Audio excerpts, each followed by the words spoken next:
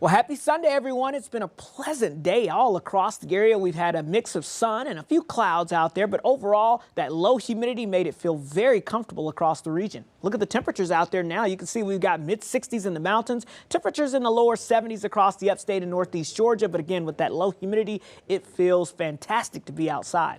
Live Super Doppler 4 HD showing us a clear sweep across the area. Again, a couple of scattered clouds, but no rainfall, and we're not concerned about any stormy weather or anything like that. So you can rest easy for your Sunday evening plans. We're kind of sandwiched in between two systems here. We've got an area of low pressure and rain down to the south along the Gulf Coast. We've got a high pressure off to our north and west, and we're kind of getting the northerly flow in between the two. That's a dry flow, and that's why we're seeing such pleasant weather. That should stick around for the first half of the work week as well, but I am tracking this. Yes, I know you're not wanting to see this, but a cold front is diving in out of Canada. It's a Canadian cold front, and it does have cold air with it. So you're probably wondering, are we looking at another cold surge heading our way? And I think the answer is yes. So let's talk about what's going to happen with this. Again, right now, we've got the comfortable temperatures. That's what the green and the orange represents, temperatures at or above normal, and that's what we're experiencing across the area heading into the first half of the week. It should stay at or above or just below normal across the area, but fairly comfortable. But here comes that next blast of cold air. This is Tuesday evening.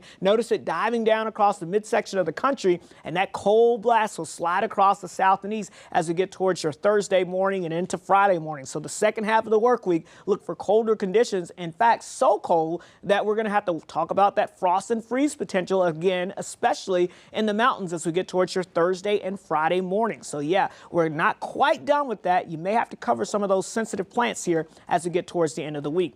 As far as rain chances go, boy, do we need some rain to help wash away that pollen. It has been a struggle to get some raindrops to come across the area, but I'm seeing signs, fingers crossed if this holds here, that we could see a nice widespread rain event head our way. Saturday morning, 7 a.m., we'll have clouds building in across the area, and throughout the day Saturday, looks like an area of low pressure is going to drive in some Gulf of Mexico moisture, and that could bring us a pretty good chance of a widespread rain event next Saturday. I know the timing is not the best on a Saturday, but boy, do we need some of that rain. And I'll tell you what, the data is continuing to indicate the potential of about an inch of rainfall on average, maybe some isolated higher totals. That would be fantastic to get to soak into the ground because, you know, summer is coming soon and we don't want to go in with too dry of conditions. Here's your 4-day plus. Nice weather to begin the work week with lots of sunshine, highs in the mid-70s. But look at that breezy front arriving on Wednesday. Behind it, it's going to be a cold morning. 36, that's in the upstate. And then after that, we'll try to rebound with that rain chance by next Saturday in the mountains. We've got impact days for Thursday and Friday. We're talking temperatures likely below freezing both mornings.